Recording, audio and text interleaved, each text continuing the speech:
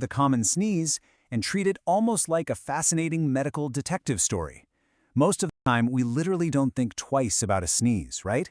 But today, we're going to break down the science, the suspects, and the solutions behind this everyday reflex.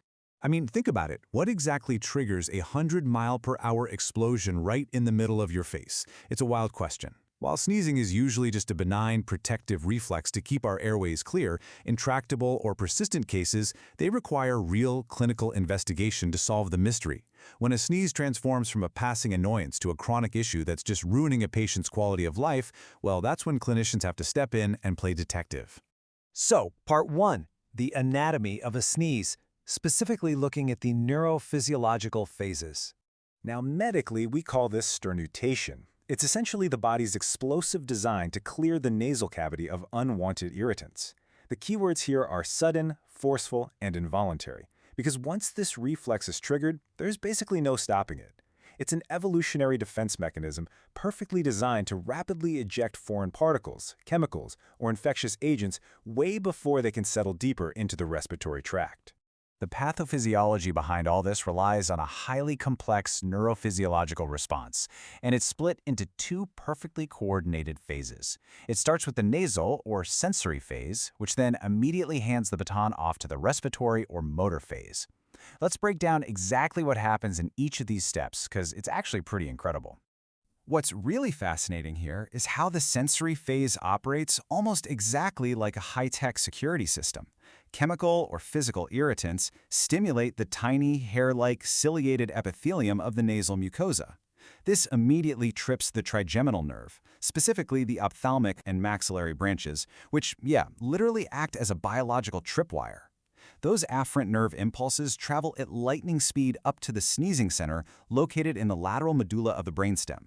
It's basically alerting the command center that, hey, an intruder has breached the perimeter. Okay, so once that alarm is tripped, the medulla triggers the motor phase, and this brilliantly illustrates the sheer mechanical power of the human body. An efferent response shoots out via the vagus, phrenic, and intercostal nerves. This forces you to take a massive deep inspiration. Your glottis snaps shut to build immense pressure, and then boom! A sudden, violent contraction of your diaphragm and abdominal muscles forces the glottis open, blasting air primarily right out through the nasal passages to eliminate the threat. And all of that, it happens in just a fraction of a second. Moving on to Section 2, the usual sneezing suspects, where we'll look at the differential diagnosis.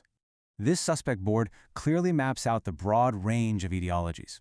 The absolutely crucial point to remember is that a sneeze isn't just a sneeze. It's a symptom with a very specific origin.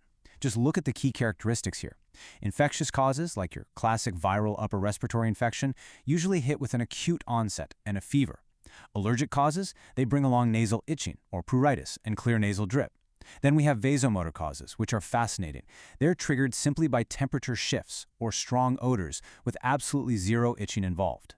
We've also got structural issues, like a deviated septum causing chronic, one-sided congestion. And finally, medications. Get this. Overusing over-the-counter topical nasal decongestants can actually trap you in a nasty cycle of rebound congestion called rhinitis medicamentosa. Talk about a backfire. But wait, let's look at a fascinating little twist in our suspect lineup. You've probably experienced this yourself, or you know someone who has. Ever wonder why walking out of a dark movie theater and into bright sunlight suddenly makes you sneeze? Well, up to 35% of the population has what's called the photic sneeze reflex. Medical professionals also refer to this with an absolutely perfect acronym, ACHO. Seriously, that stands for Autosomal Dominant Compelling Helio-Ophthalmic Outburst Syndrome. It's a completely benign, inherited genetic condition where sudden exposure to bright light somehow crosses wires with the trigeminal nerve, totally tricking the brain into triggering a sneeze. It just goes to show how complex and, well, kind of quirky our neurophysiology really is. All right, on to Section 3, investigating the clues during clinical evaluation. Very often, the patient's own story just completely gives the game away. A detailed history of the present illness can honestly solve the case before a single test is even run. We ask things like, is it a brand new symptom, suggesting a viral bug? Or is it seasonal, pointing straight to pollen? Do they sneeze around cats or only when they smell strong perfume? That points to a vasomotor trigger. We also have to ask about associated symptoms, anosmia, pruritus, or a fever. And crucially, we have to check that medication history to see if they've been relying just a little too heavily on sprays like oxymetazoline. Next up comes the physical exam, specifically an anterior rhinoscopy. And this is so cool because it brilliantly illustrates the difference between an allergy and an infection just by looking at the color of the nasal mucosa. If a patient has allergic rhinitis, their nasal turbinates typically look pale, boggy, and almost have a bluish tint to them. But if that mucosa is erythematous, red, and swollen, that points the clinician directly toward a viral or bacterial infection. The broader head, ears, eyes, nose, and throat, or HEINT exam, reveals even more critical physical clues. Clinicians are on the lookout for physical obstructions like a deviated septum, or, especially in kids, maybe even a foreign body like a bead shoved up there. They check for nasal polyps, which present as glistening, grape-like masses. They're also looking for external signs like allergic shiners, which are those dark circles under the eyes caused by venous congestion. And my favorite clue, a transverse nasal crease right across the bridge of the nose. That crease comes from the allergic salute, the repetitive upward rubbing of an itchy, runny nose. Now, in the vast majority of cases, that history and physical exam, they're entirely sufficient.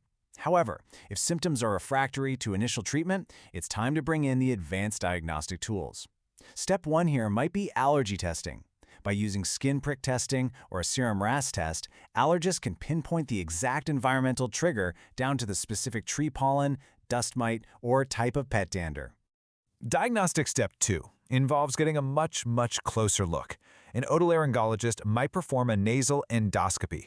This allows them to visualize the posterior nasal cavity super deeply to rule out chronic sinus disease, hidden polyps, or, in rare cases, tumors that just couldn't be seen during a standard anterior exam.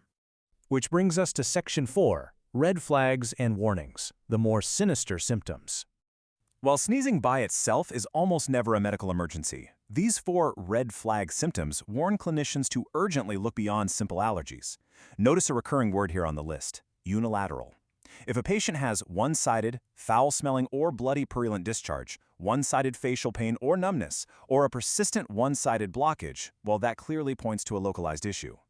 Combined with visual changes or severe headaches, these red flags mean we need to rule out serious neoplasms, severe chronic rhinosinusitis, or underlying neurological issues via imaging right away.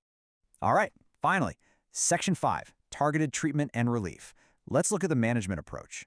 If our culprit is allergic rhinitis, the cornerstone of therapy completely relies on reducing inflammation and blocking histamine. This means using intranasal corticosteroids, like fluticasone, to calm the mucosa down, alongside second-generation oral antihistamines like cetirizine. But of course, strict allergen avoidance is equally critical. You simply cannot out-medicate a cat allergy if you're still sleeping with 3 cats in the bed. Now, if the suspect turns out to be infectious rhinitis, which is usually a viral bug, management is entirely supportive. We're talking basic hydration, rest, and saline nasal sprays. There is a strict rule here, though.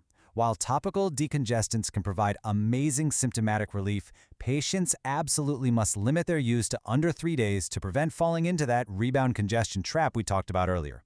For non-allergic vasomotor rhinitis, the treatment strategy pivots again. Avoiding known physical triggers like smoke or strong perfumes is totally key.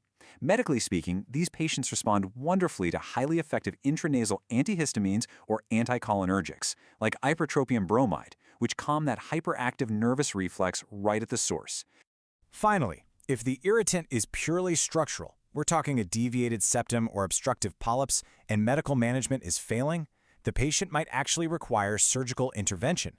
Procedures like a septoplasty or a polypectomy literally alter the physical landscape of the nasal cavity to remove that irritant once and for all.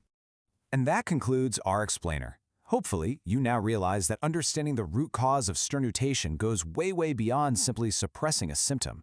It's a beautifully complex reflex that tells us exactly what's happening in our environment and our airways.